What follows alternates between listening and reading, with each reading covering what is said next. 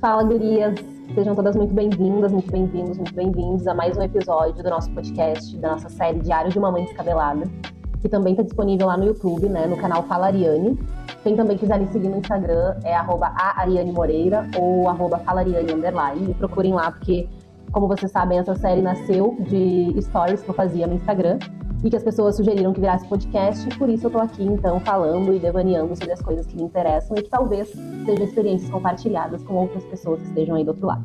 Então sejam todos e todas muito bem-vindos e vamos pro nosso episódio de hoje.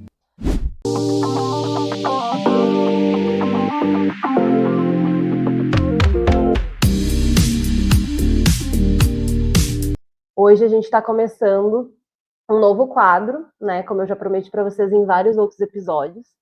E esse quadro ele é um quadro de compartilhamentos, em que eu convido e trago pessoas aqui que fazem sentido para o que a gente vem construindo dentro dessa comunidade. E hoje eu tô com alguém muito especial, que é um conteúdo que eu consumo muito e que foi uma das coisas que me incentivou bastante a pensar esse podcast, a pensar as coisas que eu falo hoje e compartilho com vocês lá nas nossas redes. Quero que esse episódio também ele é um especial de Dia dos Pais, né? Por isso que ele está sendo realizado nesse período de agosto. E por que eu escolhi ele, né? Para poder falar sobre o Dia dos Pais, sobre parentalidade preta, para a gente poder compartilhar um pouco sobre isso. Eu escolhi porque o Diego ele tem uma visão afrocentrada, né? Ele vai trazer muito das relações raciais, de como o racismo nos atravessa na constituição de família, de como a gente educa e pensa a organização da nossa vida com os nossos filhos, com a nossa família, com a nossa comunidade.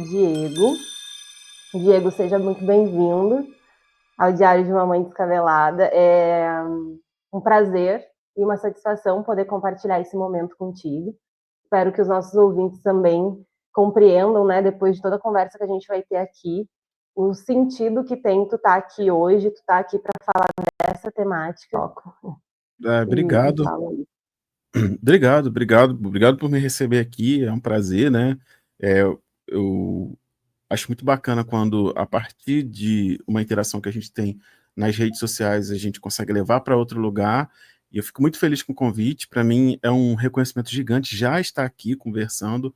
Eu só tenho que agradecer, espero que a gente tenha uma conversa bacana, com certeza vai ser, e é isso, vamos trocando aqui. Começou a fazer sentido para mim, Diego, o teu conteúdo, muito mais quando eu me torno mãe de um menino negro, né? Uhum.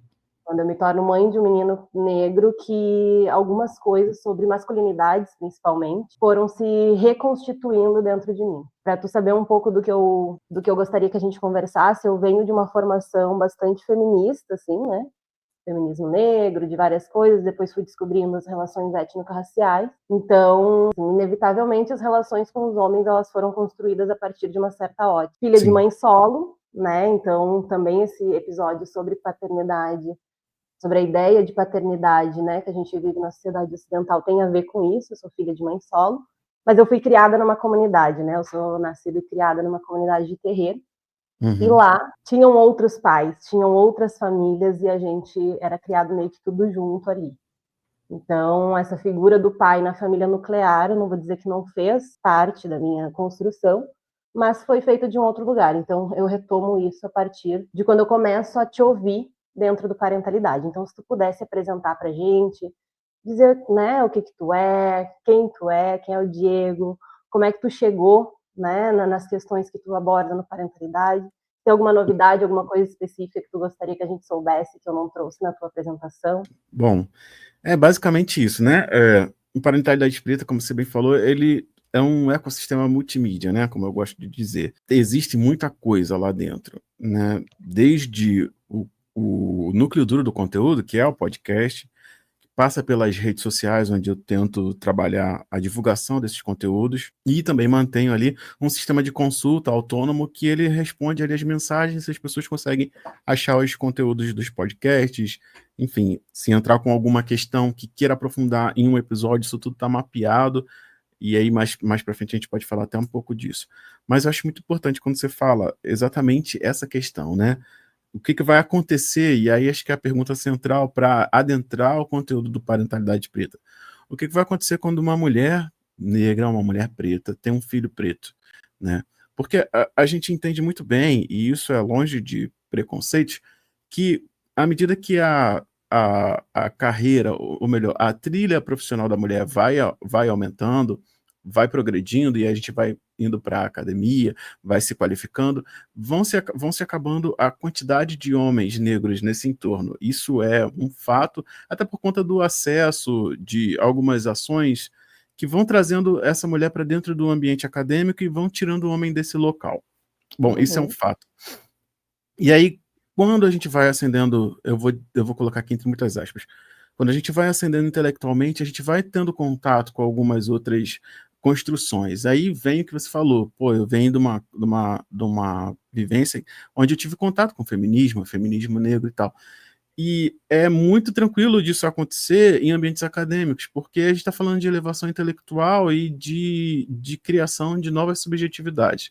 Acontece que elas não vão englobar, basicamente, movimentos e concepções que vão incluir a negritude de uma maneira geral. Afinal de contas, a academia ela ainda tem esse quê elitista, e se a gente está no Brasil, que a gente está, tendo a história que ele tem, quando você vai colocar um elitismo, você vai separar ele por raça, isso é fato. Então a gente está falando de classe social, e aí quando o binômio classe e raça, ele se distingue muito bem. E aí, como é que a gente vai falar de empoderamento de mulheres que chegaram a um certo nível intelectual e não vai falar de raça? Bom, acho que acontece exatamente essa quebra de paradigma. A gente vai ascendendo, se relaciona por uma escolha política com pessoas da nossa cor, nossa raça, então tem relacionamentos é, é, dentro do nosso espectro, e aí você vai fatidicamente ter um filho, um menino, que vai ser um homem preto. Se houvesse a possibilidade, se tivesse, vamos lá, colocar o seu caso não como estudo de caso, mas se você tivesse uma menina, talvez a gente não tivesse nem tendo essa conversa. Ia ser um fato. Provavelmente, é. Então, por quê? Porque a gente está ali ainda sob a égide do feminismo, e aí algumas coisas vão continuar comportando a gente. Então, beleza, tá, vai acontecer, acontece como eu já vi, eu estou trazendo um exemplo prático, não do seu caso, assim, esse aqui é o meu homem de estimação. Foram coisas que eu Uhum. vi ao longo dessa caminhada. Esse aqui eu estou criando, esse aqui é o homem que eu peguei. Nesse sentido, nunca trazendo para o lugar da da conjugalidade plena. Mas aí acontece que você foi mãe de um menino, e aí está expandindo todo mundo. Pronto, agora, trocando em miúdos e falando bem, de maneira bem chula, agora a água bateu na bunda. O que, que a gente vai fazer, né? Exatamente. Pronto, pronto, Agora é com agora. o meu que estão mexendo, o que que eu faço? Exatamente, exatamente.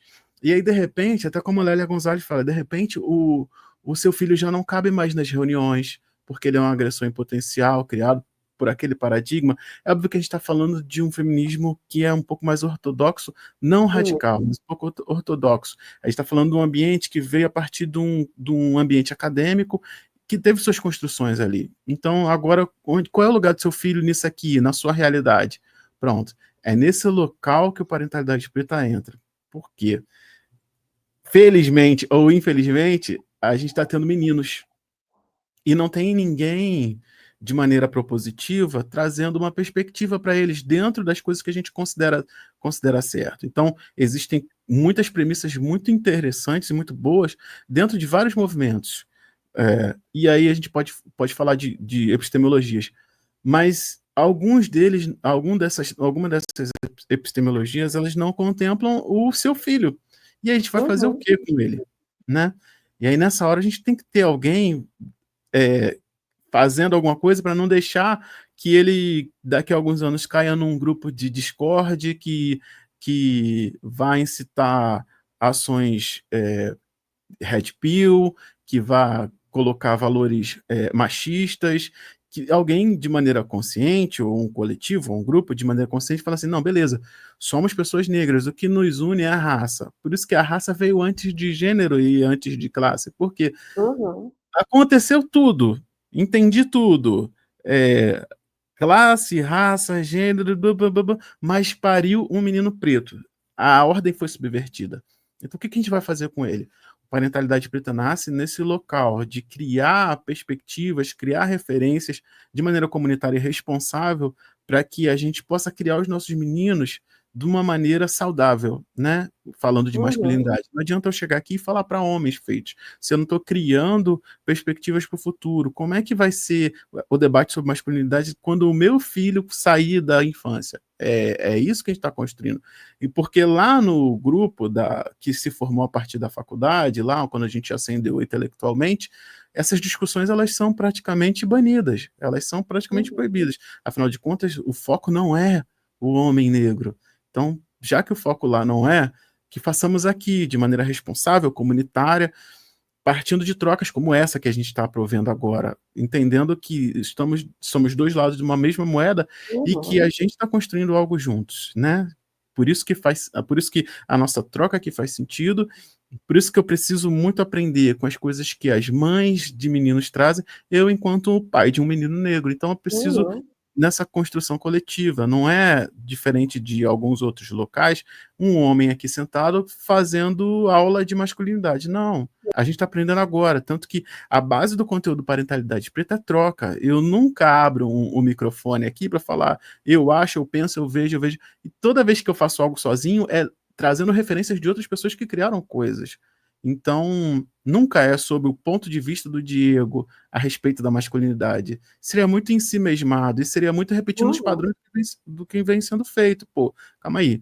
Se a gente viu que homens brancos estavam discutindo masculinidade a partir dos seus pontos de vista, por que a partir dos pontos de vista dele? Por que impositivo? Por que não estamos escutando as nossas irmãs que foram para o grupo? Eu sempre vou tomar muito cuidado fazendo as devidas ressalvas, mas que foi no Uhum. grupo de mulheres feministas e não soube o que fazer com o filho dela. Pronto, eu quero essas pessoas aqui conversando para a gente criar. Bom, o que que falta aqui? O que está Sim. faltando? O que uma mãe de um menino preto que levou o filho para uma reunião, e eu estou falando de exemplos reais com os quais eu já Isso, eu troquei. lembro, eu ouvi esse episódio. Exatamente, foi com Maiara. Ela, Isso. exatamente, eu vou fazer o que com meu filho aqui? Não, calma aí, vamos aqui, parentalidade preta. De certa maneira, e eu falo isso, a gente não pode, às vezes, nem ser orgulhoso, muitas vezes, mas eu falo isso com todo o orgulho que me cabe. Eu chamei para mim essa responsabilidade. E, por sorte, as pessoas estão entendendo, tanto que nós estamos aqui conversando. Uhum. Então, parentalidade preta, eu não tenho como resumir, porque senão ia ser uma coisa muito superficial. Mas ele entra nesse local. A gente quer construir coisas nesse local. E cada opção, e cada possibilidade que eu tenho para conversar, como nós estamos fazendo aqui agora, é uma possibilidade para a gente trazer, ó, também queria que você trouxesse isso, tá faltando isso, você não Uhum. pode fazer isso, vamos aqui, vamos pesquisar, vamos ler, vamos pegar as referências, vamos transformar, vamos chamar alguém que conhece. Então, não tem como resumir o parentalidade preta, porque ele tem que se tornar cada vez mais profundo. Mas é um pouco desse panorama. E é interessante tu dizer, né, da profundidade do Parentalidade Preta enquanto esse canal de compartilhamento, porque eu lembro que eu mesma, como falei, conheci o Parentalidade Preta pelo Instagram, e sem Uhum. saber quem tu era, sem te conhecer, sem saber de onde tu tinha vindo, quem era essa pessoa, eu encaminhei um direct falando de algo que estava me incomodando naquele momento, né, de algo Sim. que me tirava um pouco do plumo sobre a relação com o pai do meu filho, sobre como lidar com o que estava acontecendo, e aí eu não costumo fazer isso, tá? Não Sim, costumo sim. fazer isso, até porque eu sou bastante discreta. E aí eu fui lá no teu direct e mandei, né? Sobre algo muito pessoal, e aí tu só Uhum. me respondeu, tu super acolheu, assim, e me respondeu com perguntas de volta, né, Uhum. sobre como eu compreendia o papel desse homem negro na minha vida, sobre como eu entendia esse lugar do provedor, do não sei o quê, e Sim. não eram coisas que eu não sabia, né, porque é isso, a gente já tinha lido, eu já tinha pensado sobre, Uhum. mas às vezes essa confiança de tu olhar e dizer, bom, tem alguém aqui com quem eu posso perguntar e que eu sei que Sim. eu vou receber uma resposta que vai fazer sentido para o que, de certa forma, eu já conheço, mas não estou conseguindo eu mesma acessar. Assim. Então, Sim. parentalidade, para mim, surgiu nesse lugar. Também já faço análise, coisas há muito tempo, não estou dizendo que substitui, mas eu acho Não. que nesse sentido de comunidade, de compartilhamento mesmo, né? Sim, sim, Porque sim. é isso, eu não tenho. Eu trabalho muito com a perspectiva, tanto em pesquisa quanto na vida, de corpo documento, né, da Beatriz Uhum. Nascimento. É uma perspectiva teórico-prática e de vida que me acompanha muito. Então, eu consigo entender muitas vezes, como tu diz, a raça vem primeiro, mas eu consigo compreender que na sociedade ocidental, em que a gente tem uma divisão por gênero, quer a gente goste ou não, ela Sim. foi trazida junto com a colonização, né, para as Uhum. nossas para as nossas vivências, para as nossas práticas, etc. Tem coisas que o homem negro passa e vive que eu não consigo acessar através do meu corpo, né? Sim, Tem coisas da construção da subjetividade de um menino negro, de um homem negro na sociedade ocidental, que eu não vou conseguir acessar. E por sim, mais que eu tente, né, ter uma certa empatia, nem tanto essa sim, palavra, sim, talvez eu sim, não acesse. Então é importante para mim, e por isso eu te trouxe, por isso o Parentalidade Preta como inspiração e também como esse canal para ser o primeiro entrevistado para esse especial de Dia dos Pais, para eu poder entender o que é a paternidade para um homem negro, né? O que ela uhum, mexe, quais são os lugares em que ela vai te mobilizar, conhecendo esses atravessamentos do racismo e conhecendo essas formas de família disfuncional que veio com a sim, colonização, né? Que eu acho que também diz muito disso. sim, Então, aproveito para te perguntar esse ponto de origem, esse ponto de partida, né? De quem era esse sim. Diego, criança, adolescente, antes da paternidade, como é que isso foi Uhum. se desenvolvendo para ti pessoalmente? Assim, o que tu se sente à Massa. vontade para nos trazer?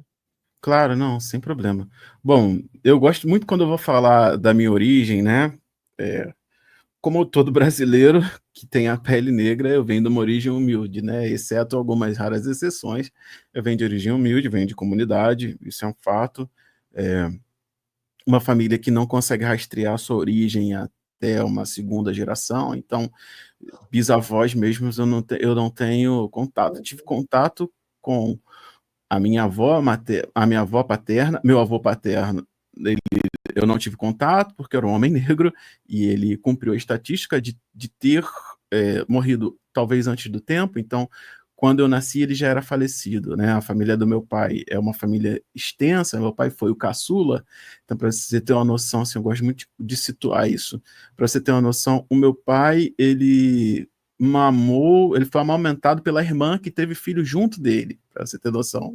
Então é uma é uma distância muito grande. Então, são praticamente 25 anos. E são 25 anos, porque antigamente o pessoal começava um pouquinho mais tarde Uhum. na família do meu pai. Então, são 25 anos ali de distância. Meu pai foi amamentado pela irmã, que teve uma filha, que é minha tia. Ele foi amamentado junto com a sobrinha, né? Se eu estou fazendo relaços corretos aqui. Então, eu venho muito disso. E meu avô já tinha falecido nessa questão.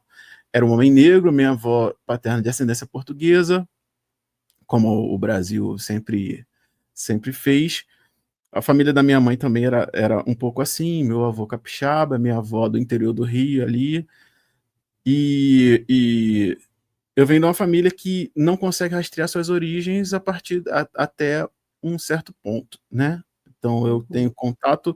tive contato com a minha avó, com a minha avó e com os meus avós por parte de pai, de mãe, e aí daí diante eu não sei. E aí eu começo a esbarrar exatamente nesse apagamento que a própria história do atravessamento da miséria já imposta ao povo negro no Brasil traz. Muita gente quer se desvencilhar da própria história, porque vem de uma história de dor, de sofrimento. Então isso não passa, né? Essa ancestralidade se perde. E, e aí junta isso com outras questões. O meu nome, de fato, é Diego Silva. Não tem um outro sobrenome. Então, são nomes que dizem tudo e não dizem nada, porque Silva, como a gente bem sabe, é um nome dado a escravizados ali, enfim, em Portugal, pelos portugueses. E Diego, Só um nome... parênteses, né? Tu trouxe a questão do Diego Silva. Eu fui procurar, né, saber de ti, e aí, claro, a gente dá um Google, né? Sim, Diego Silva. Só que é isso, né? A primeira coisa que eu pensei, putz, ele é só Diego Silva, só, né, com exatamente. muitas aspas, Sim, mas ele é sim, só Diego Silva, tipo, tem 200 Diego, milhares de Diego exatamente. Silva no Brasil, então pode aparecer qualquer coisa. Sim, Então, tu sim, falou isso na hora, eu lembrei, assim, de quando eu fui dar um exatamente. Google no teu nome. Eu te achei muito mais fácil, né? E aí, também trazendo um pouco disso, sem querer também te interromper, a partir do parentalidade do que só por Sim. Diego Silva, assim. Exatamente.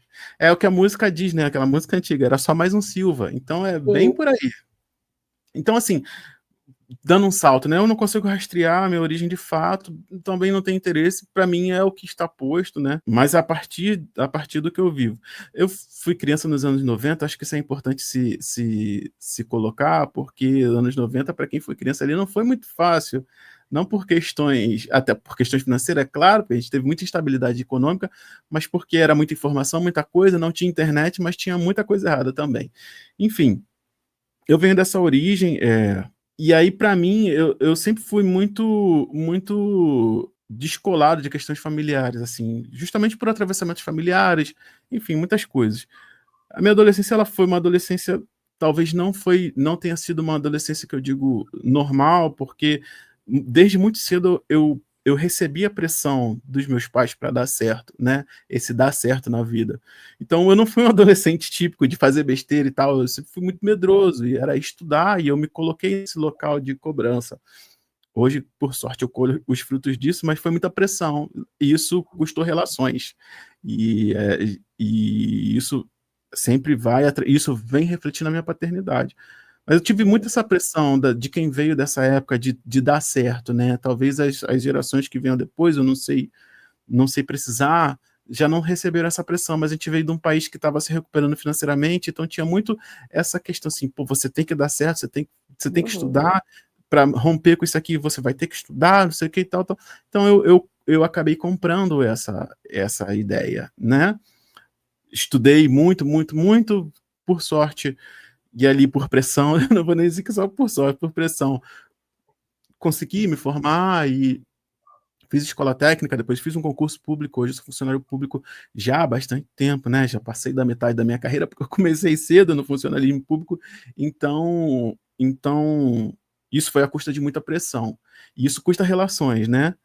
E aí, isso, quando eu falo que isso vai refletir na paternidade, é exatamente isso. Eu não tenho contato com meu pai por N questões, e com a minha mãe é uma relação bem conflituosa, porque toda vez que as coisas vão ficando tranquilas, vem uma nova cobrança, né? Então a minha mãe ela funciona muito na cobrança. E eu descobri que talvez por segurança é manter uma distância segura ali, porque toda vez que a gente baixa a guarda, vem logo um direto, né? E aí eu ultimamente tenho usado meus filhos como escudo, porque aí quando vem as Uhum. crianças ela fica boba, isso aqui, e dá uma desviada, mas é bem assim. Então a minha história com parentalidade, ela vem, no final das contas, a partir de lugares de falta, né? Eu gosto de dizer muito isso. É, faltou um pouco disso, faltou um pouco daquilo, é óbvio que eu não posso negligenciar o que teve, né? Uhum. Porque se hoje eu consigo dar uma condição digna para minha família, também é por conta dessa expressão que eu recebi. Mas, enfim, tem um preço, né? Acho que a gente não passa ileso pela infância, pela juventude, isso aí a gente está cansado de saber. Isso me constituiu enquanto uma pessoa que questiona as relações familiares, as Uhum. relações parentais. Tanto foi o que me trouxe aqui. Eu entrei para esse mundo a partir da paternidade, né? Fui estudar sobre paternidade. E aí Uhum. é óbvio que, como uma pessoa consciente, uma hora essa pedrada vai cair na tua cabeça. Opa, calma aí, não é só ter filho, não é só. Quando você junta as duas pedras lá, você é uma pessoa negra e tem um filho no Brasil. Opa, estudou um pouquinho de história. Eita, calma aí.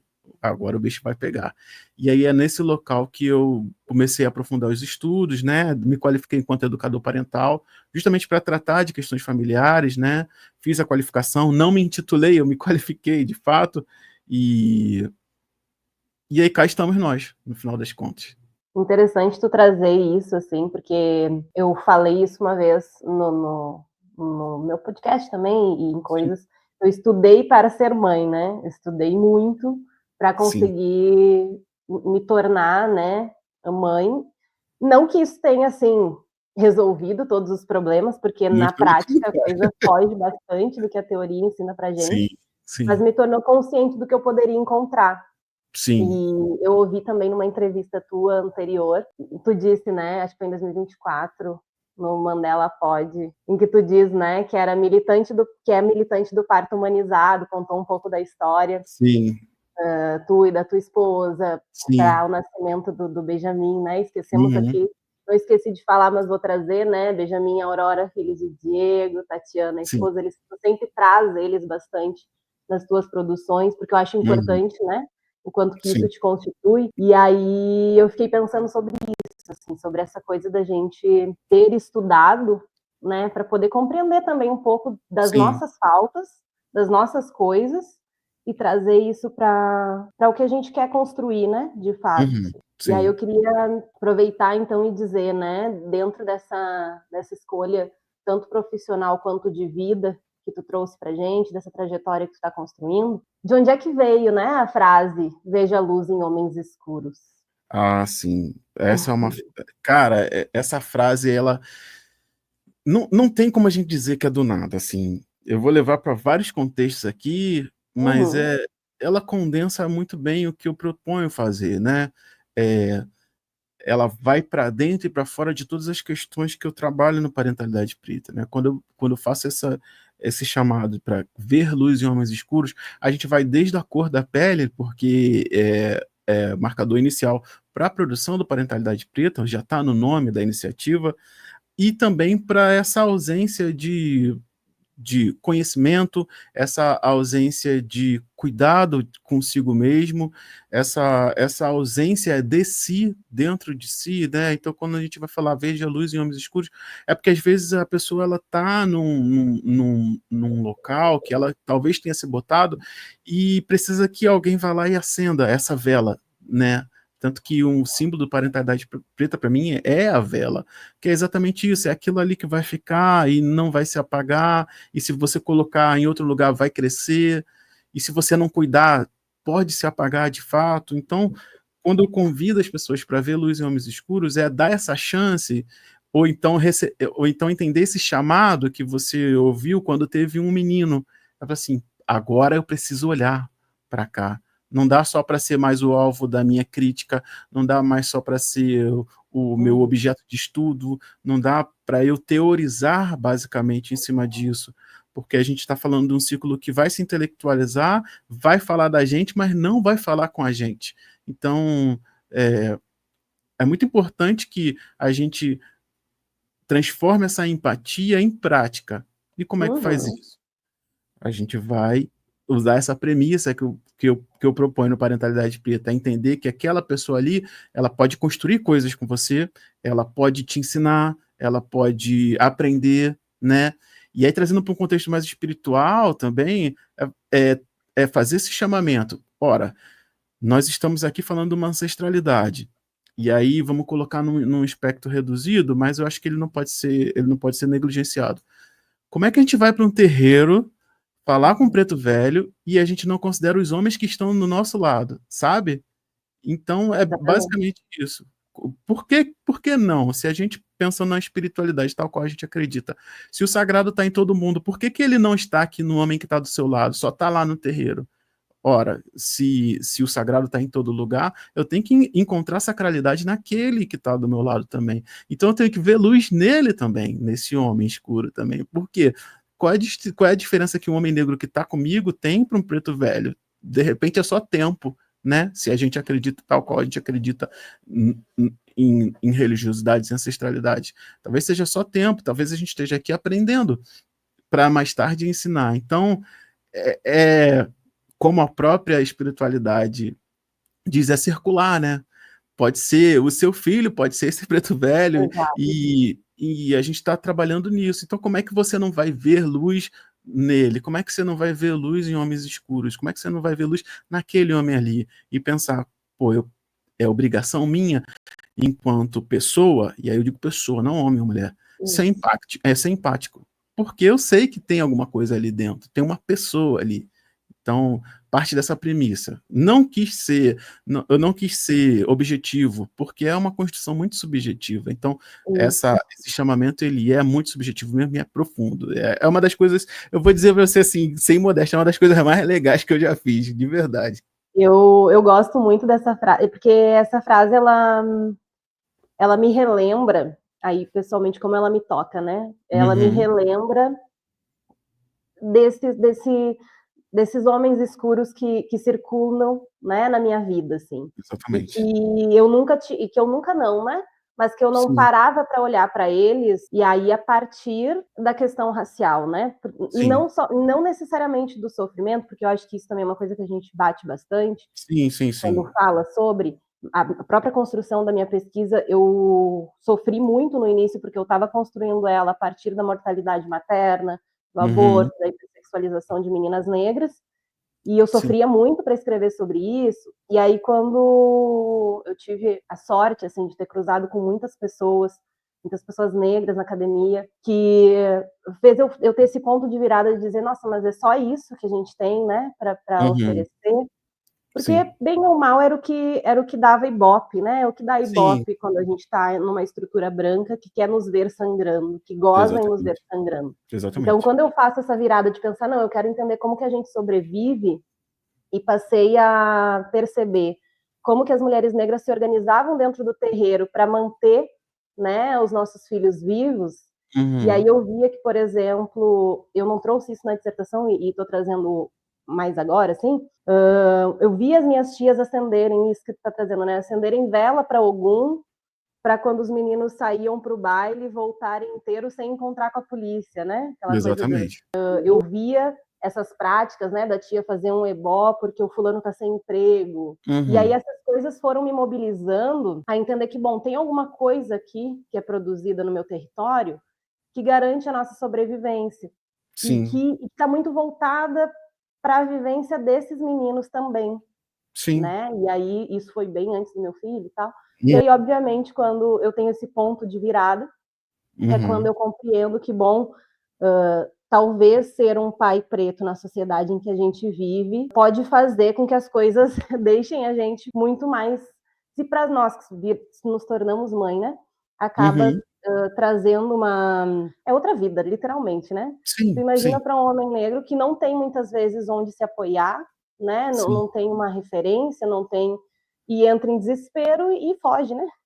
Sim, E, sim, sim. e isso a gente vê muito. Então, muitos conteúdos da internet que eu vejo é muitas vezes condenando, muitas vezes trazendo desse lugar de o quanto os homens são uns merdas, com o perdão da Sim, palavra, sim, etc. sim, sim, Eu sim, sim. consigo compreender, né? Eu Também. consigo olhar e dizer, nossa, existe ali um sofrimento, um rancor, um ressentimento, mas ao mesmo tempo eu faço esse movimento de olhar e dizer, tá, mas tu já parou para pensar como foi isso, né? O que estava acontecendo ali, o que essa Aham. pessoa. Eu queria saber de ti também, quando que foi esse ponto de virada para ti? Tu trouxe que foi a tua paternidade, né? E que tu foi Sim. estudar sobre isso, Uhum. mas quando que foi assim que tu consegue lembrar que foi esse ponto de virada de tu entender que tu não ia ser um pai comum, com Sim, muitas aspas, tu não seria sim. aquele pai branco que se vende na internet, porque às vezes a gente também Uhum. tem essa expectativa, né? Sim, De como é que vai ser a construção da nossa família ideal e etc. Então, sim. como é que foi isso para ti, assim? Bacana. Eu acho que para começar, eu vou começar a responder essa pergunta do final, né? Que eu acho que é importante a gente situar essa discussão. Quando a gente vai, eu vou traçar aqui um panorama e aí eu vou colocar o que aconteceu comigo. Foi 2017, eu descobri que ia ser pai, né? A gente fez Benjamin de maneira intencional, porque foi muito aquilo assim, ó, se a gente não se cuidar hoje, eu vou engravidar. Eu falei assim, beleza. E a gente já vinha conversando e tal, eu falei assim, então pode ser hoje? Pode, já estava na hora, estava casado há algum tempo, enfim, emprego estável, vida estava estável, tranquilo. E falei assim, beleza, então pode ser hoje, né? Pode. Tudo bem, se for hoje, tudo bem, então a gente vai. E aí foi o que aconteceu. Engravidamos, a gente sabe o dia que a gente fez. Então, foi ali. E aí depois a gente confirmou, né, que de fato minha esposa Tatiane estava grávida. Eu tava para fazer uma viagem de trabalho, logo assim, no dia fizemos o teste de farmácia, pegamos o resultado e nesse dia eu ia viajar. E aí eu passei numa biblioteca, numa livraria e vi lá um livro que falava sobre paternidade. E eu falei assim, pô, bacana, vou pegar esse livro aqui para ler, porque, enfim, peguei o livro para ler, li, achei muito bacanas as construções e tal. E aí depois eu fui para a internet pesquisar. Foi quando eu tive acesso, por sorte, o estalo da paternidade veio para mim já com acesso a algumas construções relativas ao parto, talvez porque a gente já conversava com algumas pessoas, então a via de paternidade para mim veio a partir da pesquisa sobre o parto. Eu comecei a ver algumas coisas. Aquele livro que eu comprei, ele não estava lá por acaso, e eu vou tentar explicar isso um pouco mais adiante. O livro que eu comprei, que falava sobre paternidade, era tipo um resumo de um best-seller, que ele estava lá, não era à toa. E aí a gente precisa colocar ele nessa estrutura. Um best-seller sobre paternidade não tem como ser feito por um homem negro. Isso aí é um fato. Porque ele não tem essa estrutura para isso. Aí eu preciso situar isso muito bem para que ninguém confunda com vitimismo. Estou falando de estrutura, não estou Uhum. falando enfim, de subjetividade. Por quê? Porque não tem. Se o livro, eu vou ser bem pouco modesto agora, se materiais sobre paternidade não seguissem o viés de raça, a parentalidade de Petô, isso seria referência mundial, porque eu acredito Uhum. muito que eu faço. Me faltei com a modéstia, mas enfim. O livro que chegou para mim, que estava pipocando numa prateleira de um supermercado, era o resumo de um best-seller, porque foi um cara branco que fez e teve toda a estrutura ali. E aí eu falei assim, boba, bacana, tô aqui. Eu não tinha feito essa crítica. Tô falando só sobre paternidade não tinha racializado. E aí eu comecei a pesquisar e tal, e tudo que vinha na internet para mim vinha a partir de um ponto de vista embranquecido branco. Por quê? Porque é Uhum. quem detém os meios de comunicação. E aí começa essa minha crítica. Sempre vinha coisa de gente branca. Então, um grupo aqui que fala de masculinidade, paternidade, um grupo aqui que fala só de paternidade. E eu vi que todos esses grupos eram de iniciativas brancas. Assim, que não faziam questão de racializar nada, absolutamente nada, que não conseguiam, por motivos óbvios, racializar o debate, porque eles estavam do outro lado da questão. Então eram os homens cis héteros ditos desconstruídos que estavam ali sustentando um debate onde eles se sentiam confortáveis, que era na paternidade do jeito deles, seguindo as premissas deles. Então, isso me incomodou a partir de um certo ponto. Quando eu Uhum. comecei a racializar algumas questões, quando a gente foi conversar sobre violência obstétrica, abriu-se para mim essa porta da racialização. Então, quando minha esposa estava grávida, eu falei assim, cara, calma aí, não é só ser pai. Eu preciso entender. Acessei alguns conteúdos, fui para outros coletivos, entendi ali como as coisas aconteciam, mas eu fui percebendo ao longo do tempo que nesse local de produção de referência, você tem que embranquecer o seu discurso, caso se você queira aparecer. E eu discordei. Foi quando eu falei assim, cara, beleza, entendi aqui tal, paternidade, negritude, vou aqui. Então foi o seguinte, chegou minha hora de eu parar e estudar e, de fato, entender as coisas que são importantes para mim, olhando de qual grupo eu estou falando, da onde é que eu falo. De um homem negro, pai, que está buscando referências e em todos os lugares encontra referências embranquecidas, de pessoas brancas ou de pessoas negras embranquecidas mesmo, que precisam ter um discurso palatável para aparecer na mídia, para ter um retorno financeiro, para ter a ajuda financeira.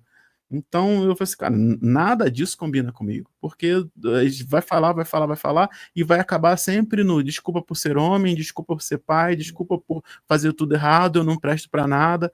E eu não sou assim, sabe? Todo mundo erra enquanto pessoas, nós somos humanos, nós somos erráticos. Mas aí a gente vai percebendo que quando a gente entra para esse local da paternidade, ou é desculpa por ser homem, ou você faz tudo errado. Não tem um meio termo, não tem vamos aprender juntos porque a gente vem de um contexto da falta, sabe? E Como aí, se mães fizessem tudo certo, né? exatamente, e ninguém bate. Essa é um pouco da minha crítica, não que ela deva ser feita, deixar isso bem claro. Uhum. Mas ninguém bate em mães que fazem errado. Por quê? Porque não é legal. Então por que a gente pode bater em pais que fazem errado? Por que é legal?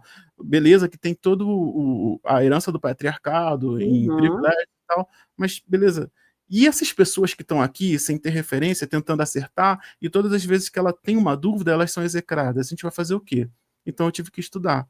E eu tive que racializar esse conhecimento. Falei assim, pô, beleza, mas olha o nosso contexto. Olha como nós nos constituímos enquanto comunidade dentro de um país como o Brasil, com o contexto histórico que nós temos.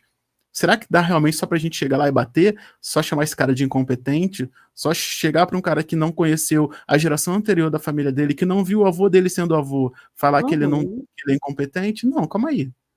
Não, a gente tem que contextualizar isso. Então a construção do parentalidade preta, ela entra para de fato humanizar essas pessoas.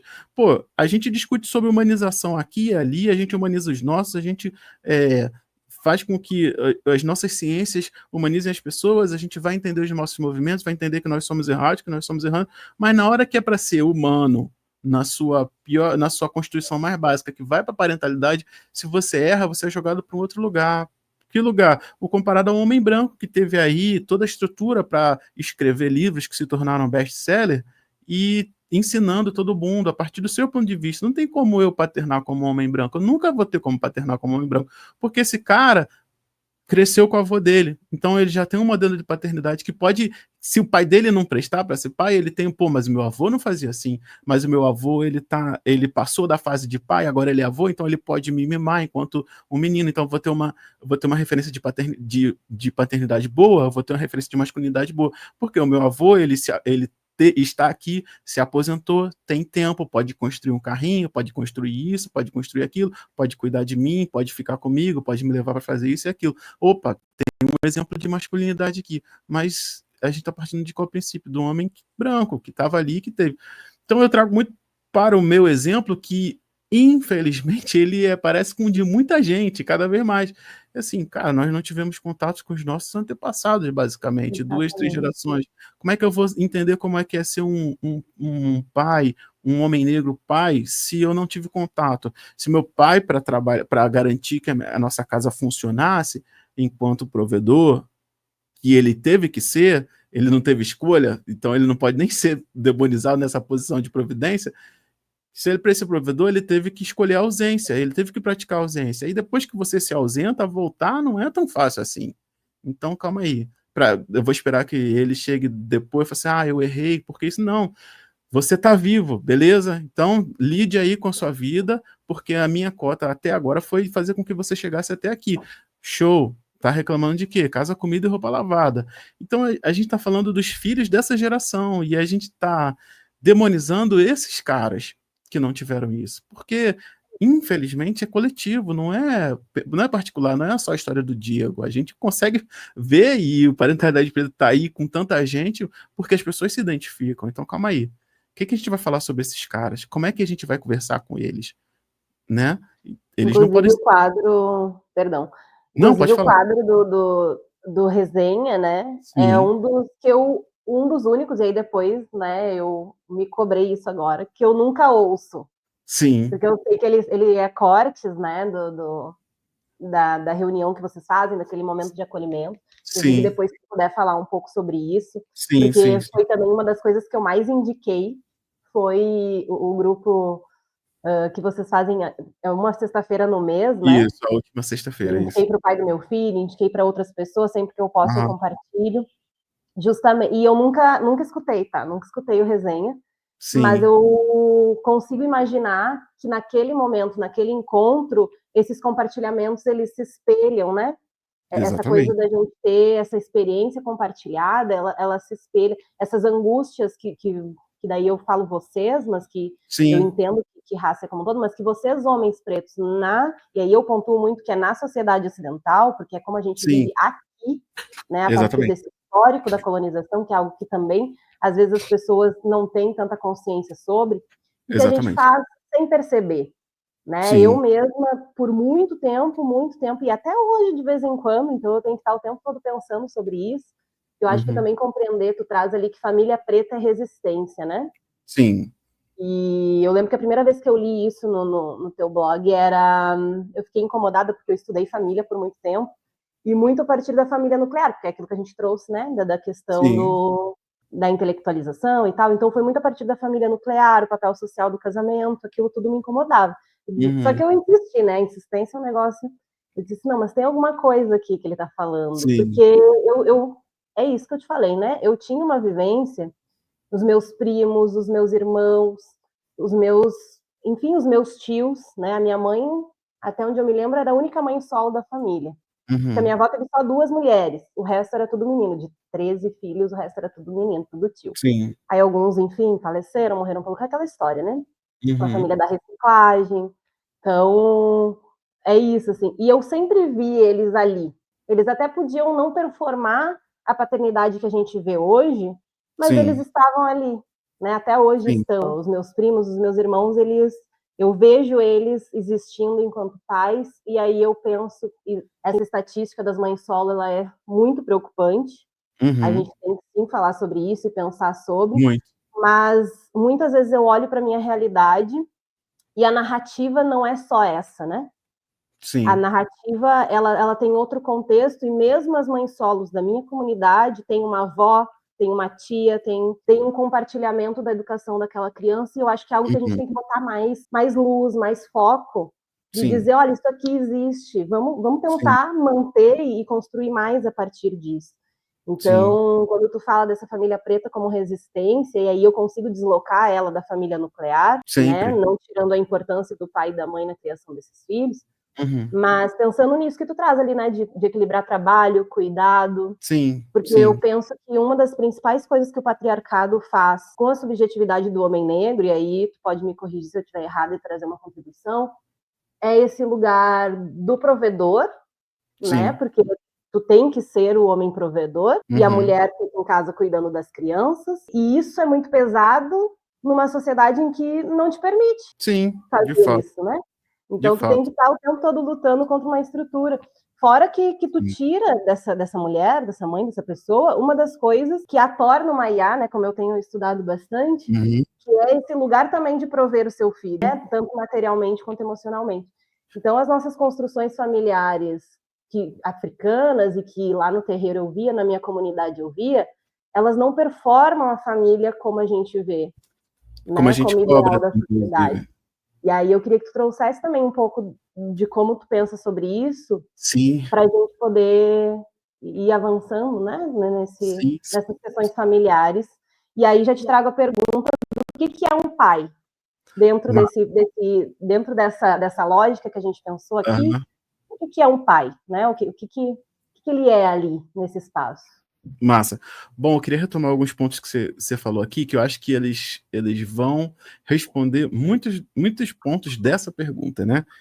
Eh, Você falou algumas palavras que eu acho que elas são primordiais para a gente começar a entender como a gente vai desfazer algumas coisas. Primeiro, você falou assim, ó, porque algumas mães eram solo, mas tinha comunidade que ajudava e tal, tinha uma avó, tinha uma tia e tal.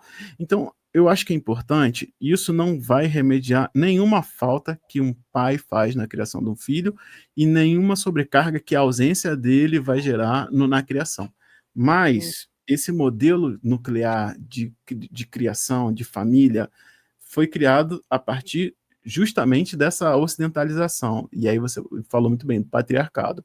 Pai, mãe, filhos. Se você traz essa para uma vivência de terreiro, você já exemplificou muito bem aí. É, tem quem cuide, né? Na melhor maneira de falar, não numa maneira de desdém. Tem quem cuide. Então, quando a gente passa para essa vivência coletiva, a gente começa a entender que realmente ah, os arranjos familiares eles vão depender de onde a gente está. Olha, se tem quem cuide, talvez a sobrecarga não seja tão grande e a ausência daquele pai seja sentida de maneiras um pouco diferentes. E a gente vai botar figuras paternas dentro disso tudo, figuras masculinas, saudáveis, paternas, que exerçam a figura paterna. Não vou falar aqui de uma mulher que vai exercer a figura paterna, porque aí a gente uhum, estaria subvertendo muita coisa. Longe de binarismos, longe de papéis de gênero. Assim, pô, é importante que um menino tenha contato com masculinidades saudáveis. Isso é muito importante. Por mais que ele esteja sendo criado por mulheres, é importante que ele tenha contato com masculinidades saudáveis. Se dentro disso tudo ele não tiver contato com masculinidades saudáveis, ele vai aprender o que é ser saudável a partir de um ponto de vista feminino. Melhor ainda. Melhor ainda não, ótimo. Mas é importante que tenha contato com masculinidades saudáveis. Ora, estamos criando um menino para uma sociedade tal qual ela se apresenta hoje. Então, quando você fala sobre esse cuidado compartilhado e essa construção coletiva, comunitária, isso já coloca a gente num outro local, num local onde a providência ela é exercida por várias pessoas, né? Quem dera nós tivéssemos aquele modelo antigo que era todo mundo no mesmo quintal, no mesmo terreno. Ora, um vai trabalhar, almoça na casa do outro e a outra passa o olho. Pô, a gente já está muito bem aqui, não ia estar tendo problema. Ó, na hora da escola, uhum. almoça na casa da tua tia e teu tio vai levar todo mundo para o colégio. Cara, e para mim isso seria utopia, sabe? Eu Porque vivi você exatamente assim. Exatamente, nós vivemos de maneira geral. A casa da minha avó paterna era isso, era a casa dela no centro e todo mundo morando em volta. Uma das coisas que eles conseguiram fazer foi uma casa para cada filho ali no entorno da casa. Então, assim, você vai para casa da sua avó e lá você vai respeitar seu tio, sua tia, vai almoçar na casa de um, e é isso, sabe? eu vou ser bem, vai ser bem perigoso o que eu vou falar aqui, mas enfim, tentar na chuva para se molhar. É muito mais difícil você sentir a ausência, você sentir falta de um pai ausente num arranjo desse. É muito mais difícil. Porque você tem um tio, tem aquele tio que solta pipa, aquele tio que faz churrasco, aquele. Pô, seu pai sumiu, mas aqui, ó, tá todo mundo cuidando de você. Eu tô aqui relegando a figura do pai. Mas isso ajuda a criar exemplos de masculinidade saudáveis, essa construção comunitária. Quem dera a gente pudesse voltar para esse modelo, né? A gente Importante, né, renegar a figura do pai, porque é esse pai, né? A negação Exatamente, desse pai ocidental que constrói essa família nuclear e que mantém esse patriarcado. Não é o exatamente, pai. Porque a construção tanto da paternidade quanto da maternidade negra, ela não é só material, ela é espiritual, ela é construída exatamente.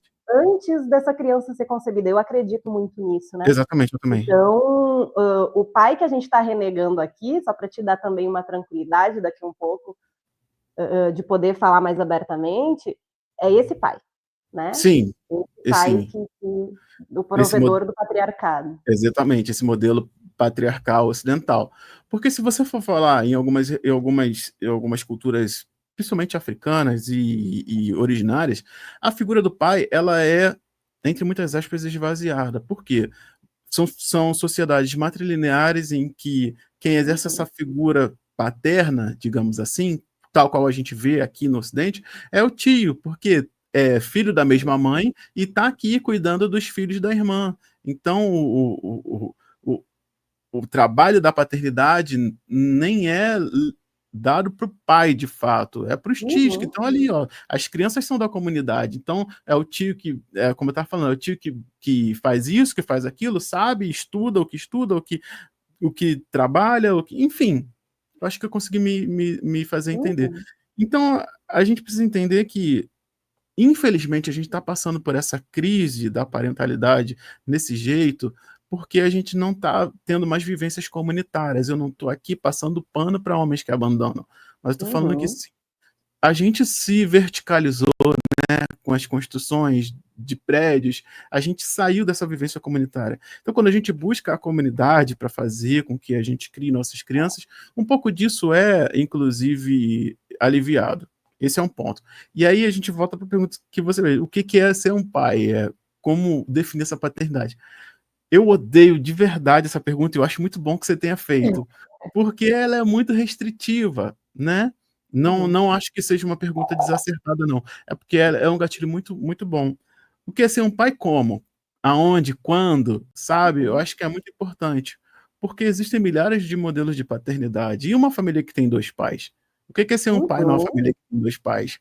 O que é ser um pai branco? O que é ser um pai preto? O que é ser um pai encarcerado? O que é ser um pai que tem uma escala de serviço gigantesca, que trabalha todos os dias da semana? O que é ser um pai que trabalha de noite, que dorme de dia, sabe?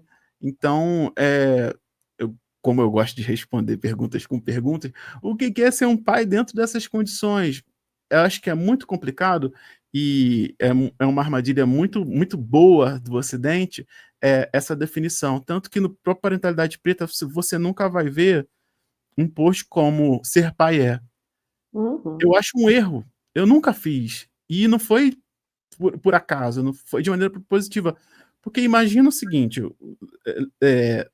respeitando a, a relevância do parentalidade preta. Imagina se eu, um homem cis, hétero, casado, funcionário público, uma vida uhum, estável, vou lá e pego num portal, num canal que é o Parentalidade Preta, com a responsabilidade que tem, e cago regra do que é ser pai. Tipo assim, ser pai cara, eu vou ferrar muita gente, sabe? Eu vou ser injusto, porque eu sou um pai que tem contato com os filhos, que já não é a realidade de muitos homens. Eu sou um pai que é casado com a mãe dos filhos, então já não é a realidade de muitos homens. Então, essa pergunta, o que é ser pai, no final das contas, eu acho muito cruel, sabe? Porque ela restringe. E eu acho que precisa de uma responsabilidade muito grande para definir a paternidade. Quando você define, você restringe. E aí você uhum. acaba esvaziando. Ser pai, para mim, é um monte de coisa. Coisas que talvez eu nem toque aqui. mas para as pessoas podem não ser, para você não é. Para você ser pai é outra coisa. Então, acho que a pergunta, o que é ser pai, ela precisa ser respondida com a pergunta, com a própria pergunta. Beleza, o que é ser pai? Sabe? Qual, onde, quando? E é importante para a gente refletir quem é esse pai, qual é o papel dele, por quê, se ele de fato se ele escolheu ser ou não, se ele abraçou, né? Então a gente está trabalhando justamente para isso, para encher essa pergunta de perguntas, para que as pessoas se questionem, no final das contas. É o que eu busco fazer com Parentalidade Preta. Ai, que resposta bonita. Uma resposta bonita, porque eu fico pensando nos meus parentes mesmo que vão ouvir, Sim. né? Nos guris que eu gostaria que ouvissem, nas gurias que também vão estar ouvindo a gente. E eu acho que responder essa pergunta com outra pergunta foi muito interessante. Tu trouxe uma questão também que eu fiquei pensando, que é sobre essas referências, né? E quando a gente também amplia as vivências dessa criança que está se constituindo ali dentro da sua própria comunidade, ela pode ter N referências de masculinidade. Eu ouvi o podcast da autoestima do homem preto, Sim. gay, gordo, né? Muito bonito. Eu não me falha agora o nome dele, mas foi muito bom ter É o escutado Júlio. ele. Isso, porque ele trouxe para gente a infinidade de possibilidades de existir, né, dentro da ideia de masculinidade preta. Exatamente. E aí, quando essa criança tem contato com o tio, isso, né? Às vezes. E aí também tem uma coisa que eu acho que é importante a gente pontuar aqui, que a gente não trouxe, e que era muito a realidade da minha família, que não necessariamente todo mundo é consanguíneo, né? Sim. E eu lembro que uma vez eu tive um namorado e eu falava, não, porque é minha prima, porque fulano. Ele dizia, não, mas ela não é tua parente. Eu disse, sim. A gente cresceu Meu tudo primo, na tem esse rua. negócio, é meu Então, primo, todo mundo acaba virando primo, irmão, Primo. parente, né? Então, às vezes, Isso. essas relações nem são consanguíneas, a gente nem imagina em quem essa criança daqui a um pouco vai se ver, né? Sim. Então, ter essas diferentes referências eu considero importante. Isso é uma coisa interessante. E aí eu aproveito, né, se tu quiser contribuir sobre isso, mas para te perguntar o que tu considera na tua história, na tua vivência até agora, como um fracasso parental. Cara, E como é vamos lá. que tu se recuperou e se recuperou, né? Sim. Olha, tem muita coisa, assim, que eu gostaria de ser muito melhor, pessoalmente falando, sabe? Por exemplo, talvez pela minha criação, e aí eu vou colocar a culpa na minha criação também, É porque justo. eu tenho muita dificuldade para brincar com as crianças, assim, eu não tenho vontade, paciência, às vezes eu evito, sabe? E eu sinto que isso prejudica muito a nossa relação. Mas eu sou muito ruim. Jogar bola, essas coisas. Aqui onde a gente mora, eu saio de bicicleta, a gente vai até o parquinho, eles brincam e tal, mas esse negócio de parar para brincar com os filhos, para mim, é algo que eu peco muito, de verdade. E eu comecei a ser cobrado por isso, por eles. Então, antigamente, minha esposa falava, você não brinca com as crianças, vamos ver aí, isso aqui. Aí agora a cobrança já vem pelo credor mesmo, assim, papai, você não brinca comigo, você não para de trabalhar para brincar comigo e tal. Então é algo que eu estou trabalhando muito, assim, porque de fato é algo que eu não tive. Então, para mim, é um local onde eu me sinto extremamente desconfortável. Eu fujo. Eu gosto de ver filme junto, enfim, sentar junto para ler, mas brincar, esse lúdico mesmo, assim, de pegar um brinquedo e brincar, é uma parada. Vou até fugir do protocolo. Assim, isso me ferra muito, sabe? Eu não consigo, simplesmente. Vamos sentar. Eu falei me ferra para não falar uma palavra pior. Mas vamos sentar para brincar de carrinho, disso, de jogo. Cara, é uma parada que eu falho assim, maravilhosamente eu falho. Então é algo que eu tenho certeza que, como a gente vai levar, os filhos da gente vão levar coisas que a gente fez para terapia no futuro, eles vão ter que trabalhar isso de alguma maneira. Meu pai não brincava comigo. Filho, desculpa. Seu pai fez um monte de coisa, mas brincar com você ele não conseguiu. Eu estou tentando trabalhar isso, de fato.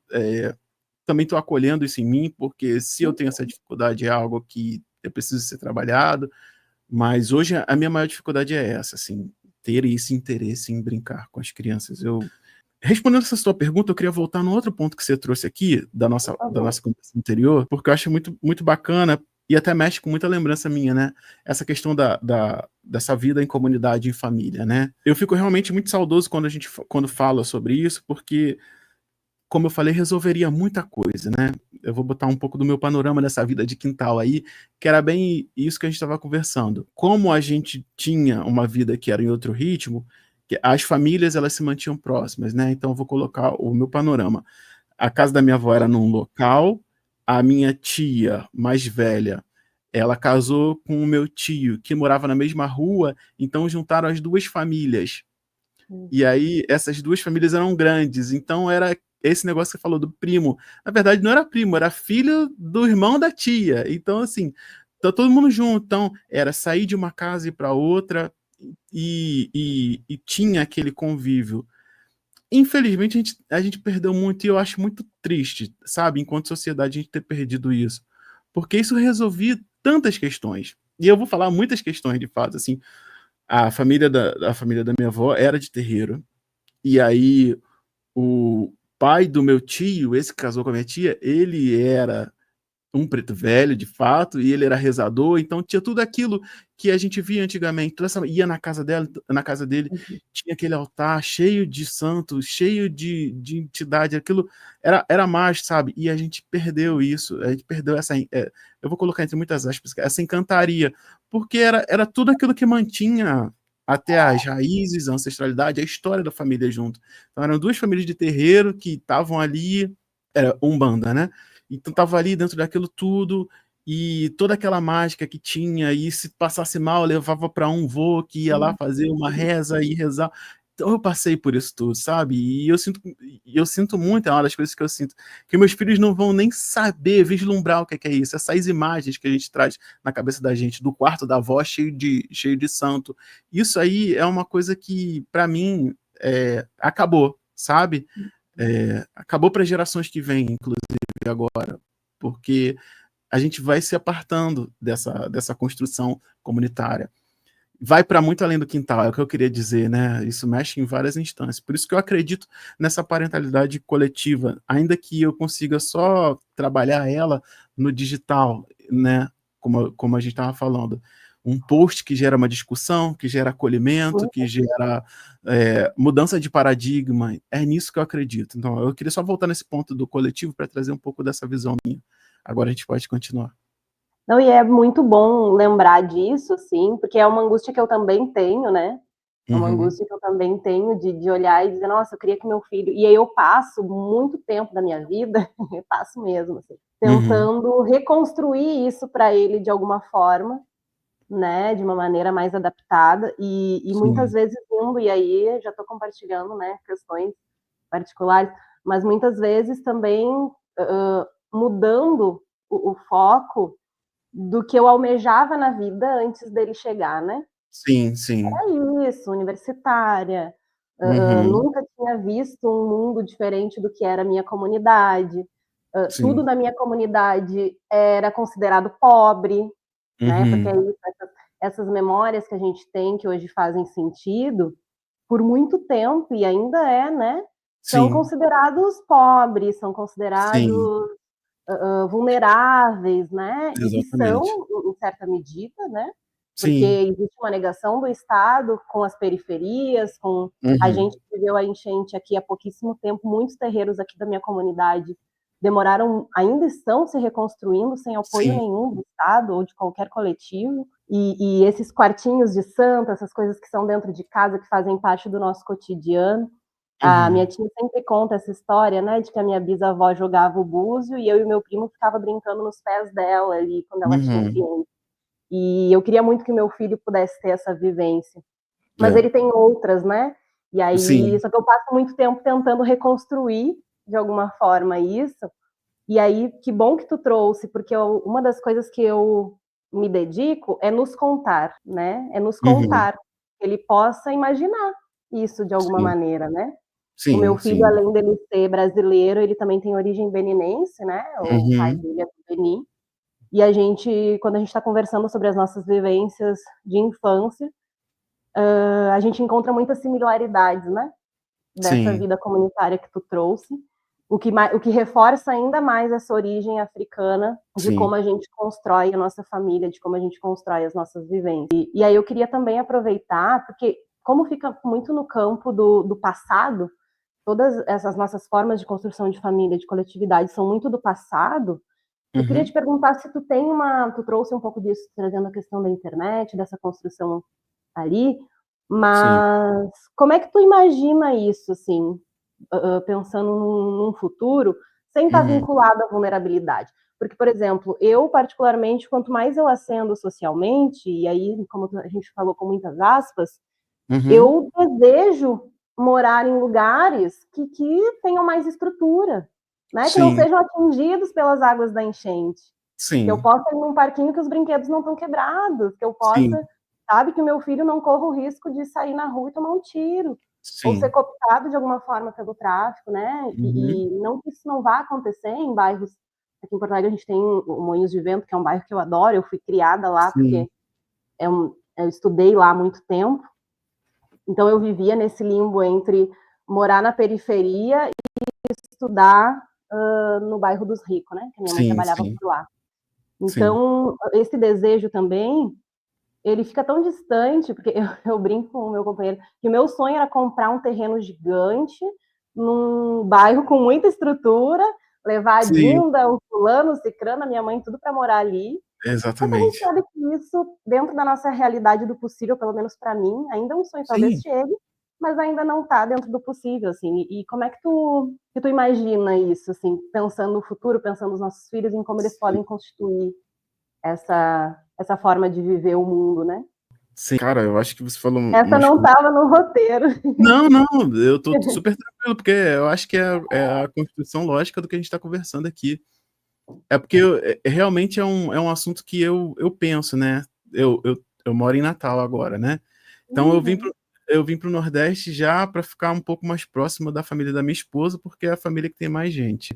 É, eu acho que a gente faz parte de uma geração de transição, né? Que nasceu e cresceu offline.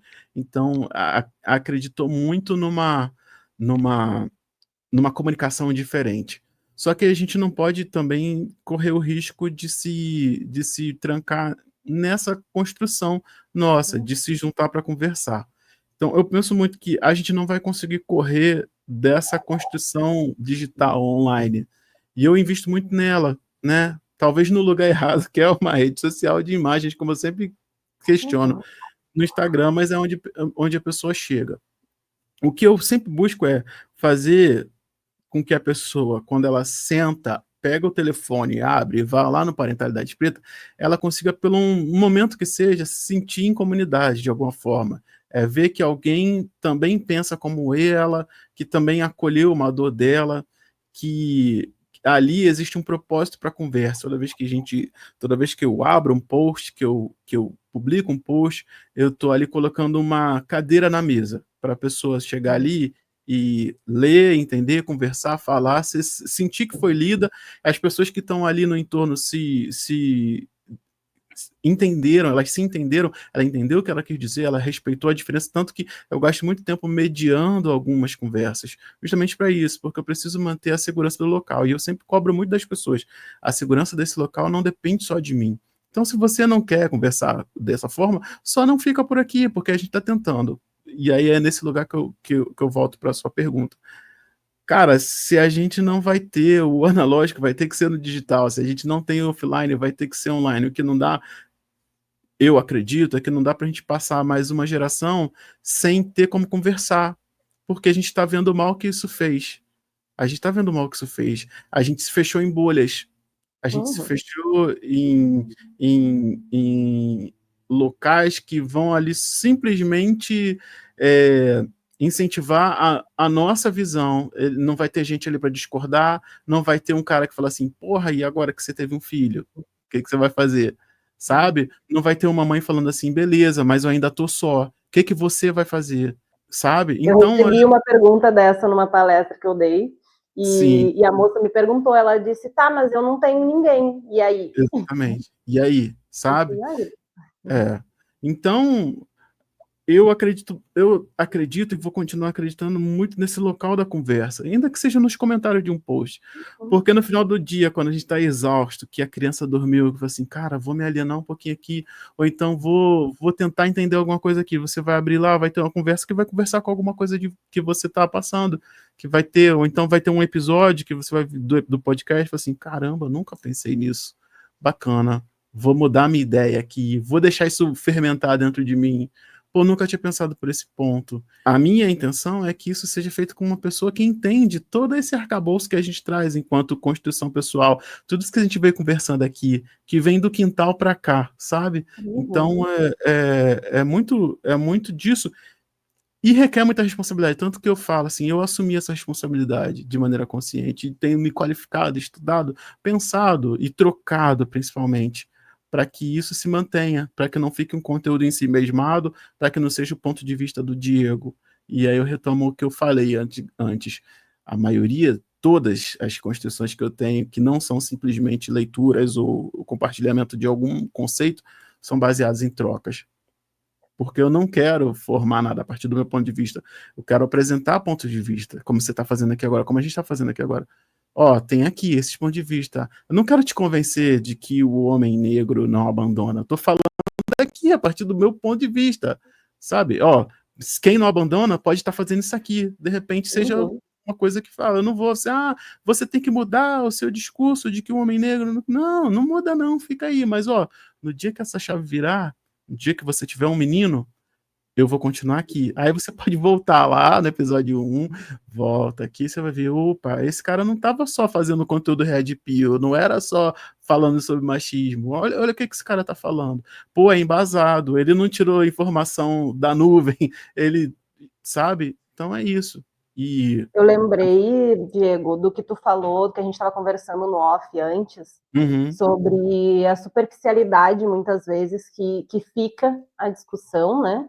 Por sim, exemplo, eu gosto muito das imagens que tu faz com o IA, sim, desse sim. passado remoto, né? A gente estava falando aqui do quintal, Uhum, mas as imagens que tu coloca lá despertam justamente isso que a gente está conversando aqui, que é essa lembrança de como foi, que é também sim. nos contar através de imagens, né?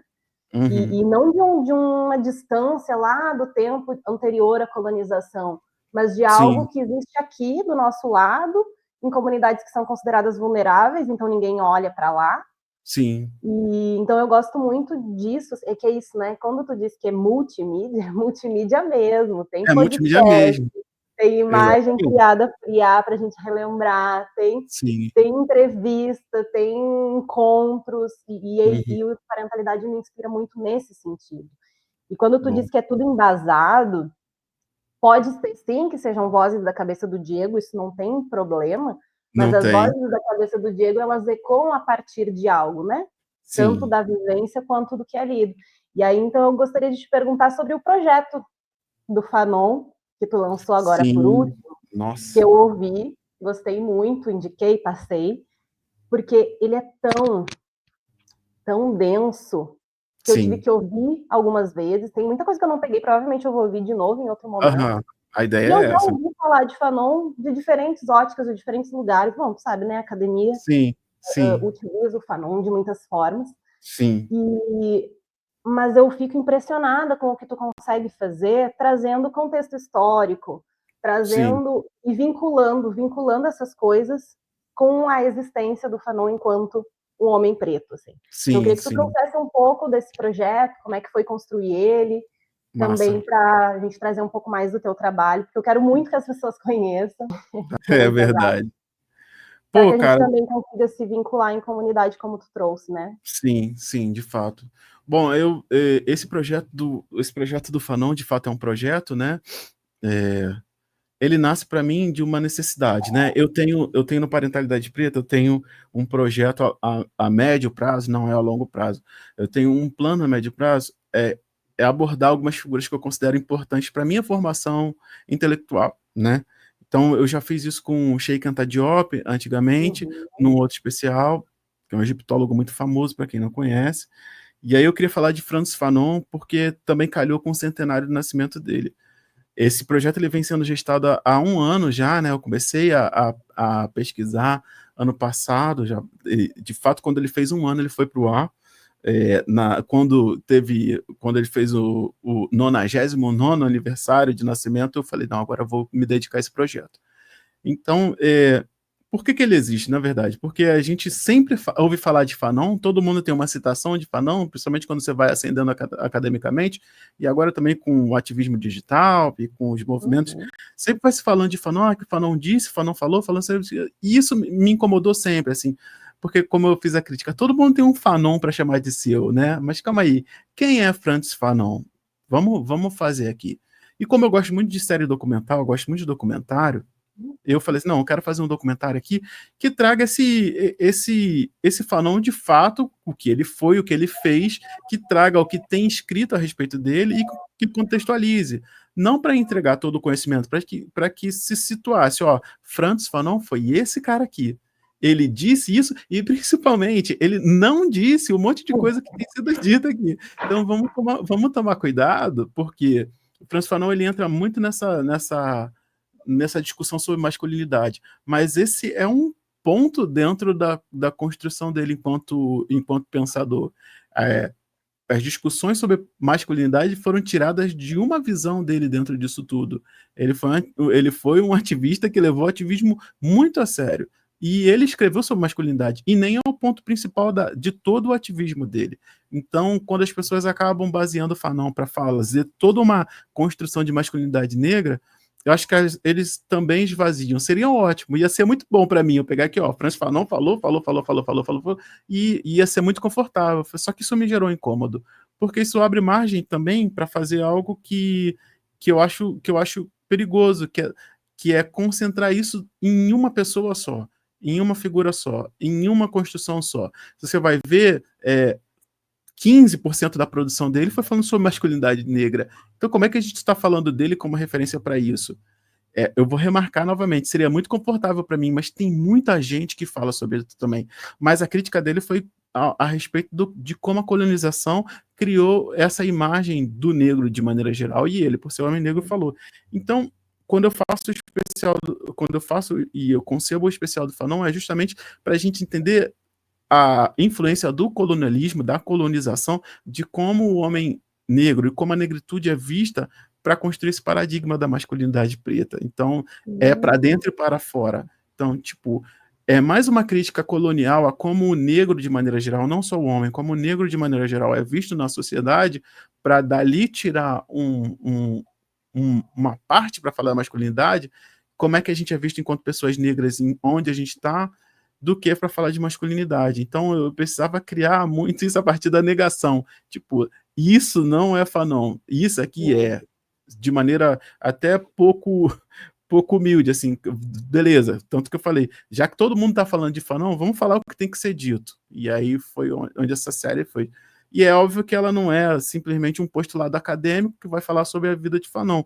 Ele tem a construção lúdica que eu gosto muito, as ambientações, as trilhas, como eu gosto, é para onde eu escorro a minha criatividade, é nessa construção de uma trilha sonora propositiva, uma ambientação, da pessoa se sentir naquele lugar, sentir como o cara está se sentindo, tentar vislumbrar o que ele está vendo. Então é aí que eu gosto de produzir, com essa construção cinematográfica ali no áudio, né? O Chega a convite ser que eu... quase um estado de arte mesmo, né? Sim, sim, sim. Corrobora muito com essa ideia do corpo documento. Quando eu te ouço falar, é como se tu, assim, bem superficialmente, incorporasse esse homem negro que foi Fanon para compreender, a partir desse contexto histórico, de como ele estava vivendo, o que estava acontecendo, o que Sim, ele foi trazendo de contribuição para a gente, de certa forma, né? No hoje, no depois. sim, Então, é assim que eu entendo, né? Principalmente quando tu diz dessa preocupação com a trilha, porque não é uma aula, né? exatamente. É esse negócio de tu ficar imerso mesmo naquele. Sim. Tanto que eu tentei ouvir ele na academia, não consegui. E aí eu tive que Infelizmente. fazer isso, né? Sim, Foi aquele podcast que eu botei, vou ouvir aqui enquanto eu tô fazendo outra coisa, sim, porque tem muitos que eu consigo fazer isso, né? sim, De sim. algumas entrevistas e tal, mas esse em especial ele me exigiu, né, essa coisa de uma imersão, desse Ele momento exige imersão. e relaxar. E eu gosto, né, eu gosto de audioséries, eu gosto de... Sim, sim, sim. Então, eu indico, mas também já avisando que, bom, para pegar ali algumas coisas é importante que se esteja prestando atenção, né? Sim, cabe ouvir num momento despropositivo, um momento ali, enfim, agora a palavra me fugiu. Cabe ouvir num momento sem muita intenção, para ouvir novamente depois de uma Isso, escuta propositiva, que ele atende os dois, né? É, é óbvio que uma das coisas que eu procurei nesse especial do Fanon foi não subestimar as pessoas. Eu falei assim, não, eu não vou subestimar ninguém. Eu sei quem está ouvindo, eu sei que as pessoas podem, talvez numa segunda escuta, eu não vou entrar na superficialidade de falar assim, vou fazer um negócio que todo mundo entenda na primeira audição. Cara, ia ser esvaziar demais.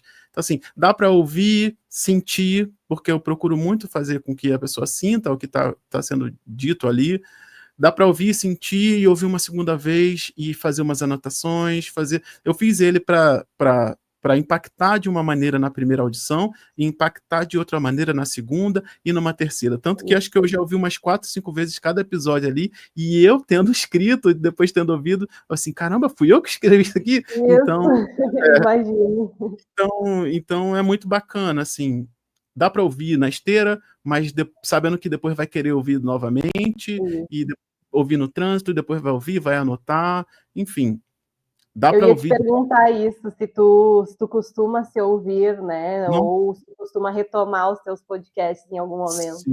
sim. Sim, eu faço isso direto. E mais engraçado é porque quando alguém vai lá e comenta, pô, eu vi tal coisa, peraí, deixa eu ouvir aqui de novo, sei que. Aí eu ouço com a visão que a pessoa trouxe, né? E eu acho muito legal. E sempre me surpreendo, né? Muitas vezes eu falo assim, cara, é como eu falei agora, fui eu que escrevi isso aqui, eu não acredito nisso aqui, não. Fui eu que falei desse jeito, fui eu que interpretei, isso é muito gostoso. É assim, ver, né? Pô, eu não tenho como não me envaidecer com algo que eu coloco tanta energia de uma maneira cuidadosa. Assim, poxa, que bacana, foi eu que fiz. O sentimento que eu tenho quando eu tô produzindo é falar assim, eu vou fazer uma parada que eu gostaria de ter feito, sabe? Que eu olho assim, cara, eu queria ter feito isso aqui, e por sorte, e também por técnica e estudo, porque Claro. qualificação, assim, não, fiz o que eu queria fazer. Tanto que esse especial de Fanon, ele tá saindo exatamente como eu queria. Isso aí tá me deixando muito feliz, sabe?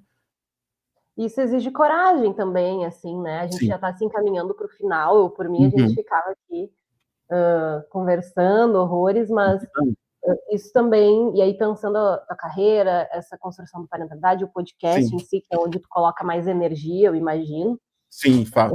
isso exige muita coragem também, né? De olhar e dizer assim, eu sei que o que eu estou fazendo faz sentido, eu Uhum. sei que eu sou bom nisso também, né? Sim, Porque a gente, quanto pessoas pretas, demora para se autorizar. exatamente. E eu quero compartilhar isso com outras pessoas, assim. Uhum. E aí eu queria saber se teve algum conselho que tu já recebeu e que fez sentido para ti, para poder fazer para poder dar esse pontapé inicial, né? Uhum. Se quem foi, o quê, se Massa. livros, podcasts, filmes e ferramentas que tu recomendaria que fizeram também para ti Sim. sentido nessa construção. Cara, eu vou ser bem, bem, bem emocionado, assim, Uhum.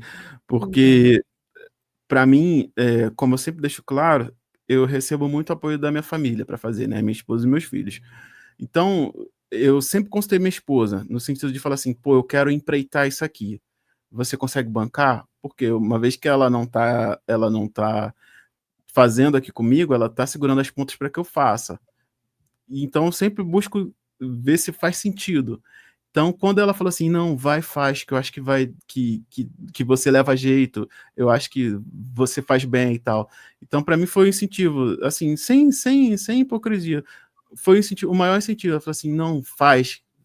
Tanto que teve uma vez, eu até lembro, que eu tinha feito uma introdução, num 40, acho que 40-10, que é assim, poxa, aí eu mostrei para ela, pô, gostei muito dessa introdução aqui, que uma ouvinte tinha mandado uma mensagem, assim, caramba, isso aqui é muito profundo, muito intenso, que aí eu botei o áudio para ela ouvir, que a moça mandou, né, essa devolutiva da introdução, 40-10 mesmo. E aí Aí eu falei assim, aí eu falei pra minha esposa, ela falou disso por causa dessa passagem aqui. Aí eu mostrei a passagem, né, depois já no podcast. Ela olhou pra mim e falou assim, mas tu é muito cabeçudo mesmo, né? Eu falei assim, sou. Aí eu falei assim, ela, cara, ficou muito legal mesmo. Eu falei assim, pô, não, faz sentido. Então, é óbvio que vai atrapalhar ela, porque o momento que eu tô aqui, eu não tô ajudando no trato com as crianças, não tô cuidando da casa, não tô, enfim, fazendo o que tem que ser feito enquanto pai. Então ela assume para si essa sobrecarga, e quando ela vai e reconhece, né, que pô, ficou realmente bom e que caramba, tá cabeçudo. Então foi para mim é um maior incentivo assim. Tanto que eu digo, enquanto fizer sentido para a gente aqui em casa manter isso acontecendo, enquanto ela continuar conseguindo segurar as pontas, vai fazer sentido para mim. No dia que ela falou assim, cara, para mim não dá mais, eu não quero mais abrir mão de tal e tal coisa, o podcast acaba, de fato, assim, acaba na hora, assim, gente, olha, deu, foi até aqui, a partir de agora eu vou fazer falta e não vai dar. Então, o maior incentivo que eu tive foi esse, cara, assim, ver minha esposa falando que ficou bacana, que faz sentido, que é legal, e, enfim, é isso. Ai, que legal, que bonito. Eu fiquei emocionada também, porque isso demonstra o quanto que não é uma coisa do Diego, né? Exatamente, Aquela exatamente. coisa para inflar o ego do Diego, para o Sim, Diego ser a figura, e reforça exatamente, o que a gente já conversou até agora, então. de Porque a verdade. gente sabe que não é fácil, a gente sabe que é isso, né? Os boletos eles chegam, as coisas vão acontecendo. Exatamente, Então, manter alguns projetos exige que tenha muito dessa parceria, e que bom exatamente. também que tu traz ela, traz os seus filhos e reconhece isso como Sim, algo que faz diferença e que é importante para ti, né?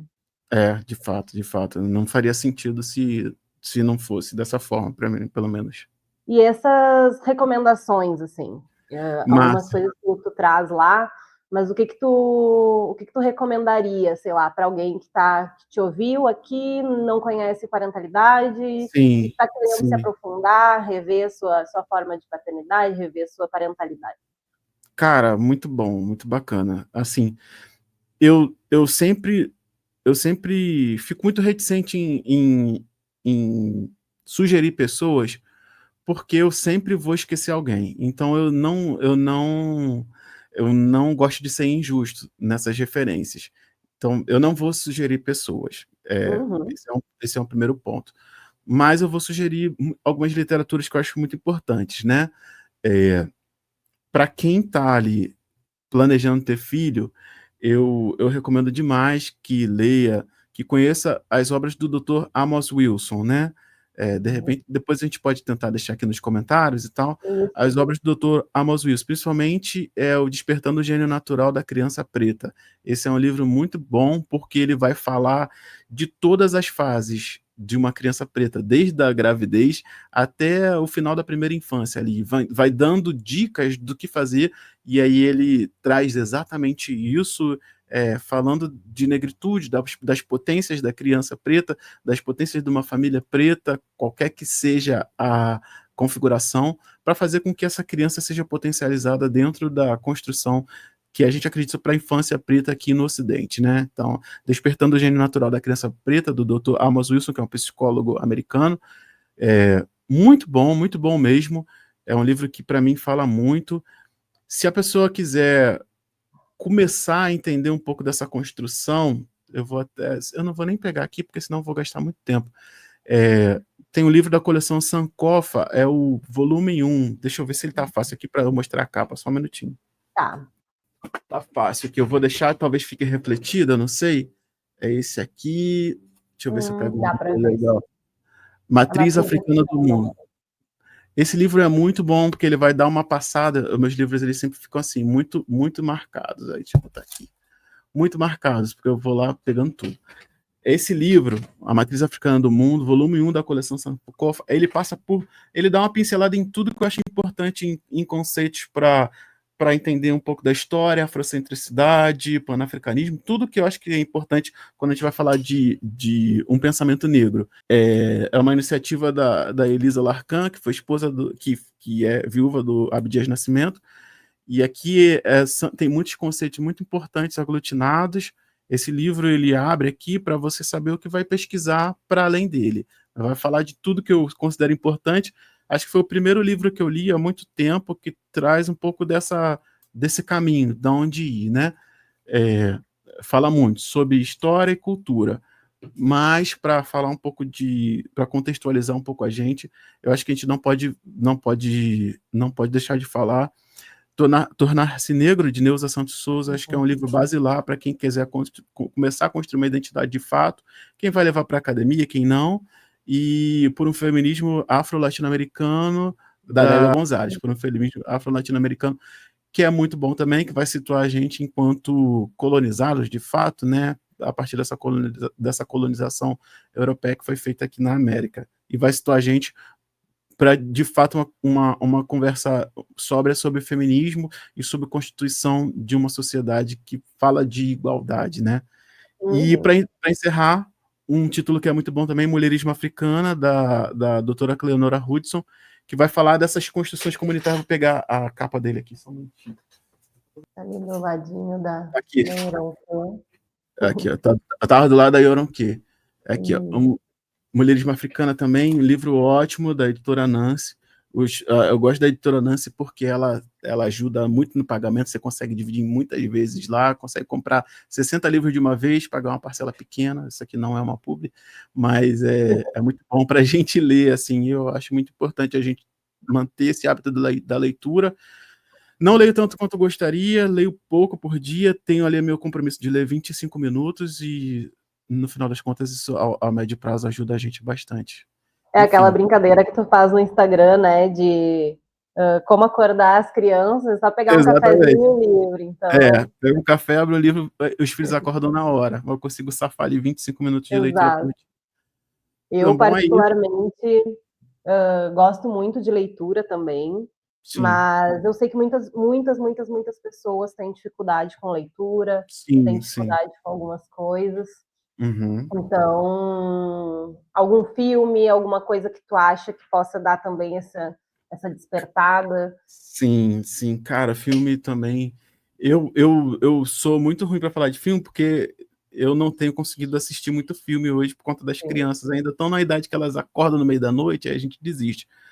Eu vou ser um pouco autocentrado aqui, né, cara? Eu tô tentando passar muito disso no podcast Parentalidade Preta. Isso. Que todos os episódios têm um documentário antes, que eu vou falar sobre conceitos que estão aqui, que eu trago da leitura, para poder falar. Então, os temas que eu sugeri aqui, inclusive, todos têm algum episódio do Parentalidade Preta, porque é justamente isso, né? Se pelo menos a gente vai pegar ali, tirar meia horinha para botar um fone e ouvir alguma coisa, vai ter uma informação ali com curadoria e qualidade. Então, sem querer parecer muito autocentrado, eu sugiro que volte lá no Parenta 1, escute o Parenta 1, siga a sequência que já vai ter muita coisa ali. O que quiser aprofundar, eu deixo as referências lá também.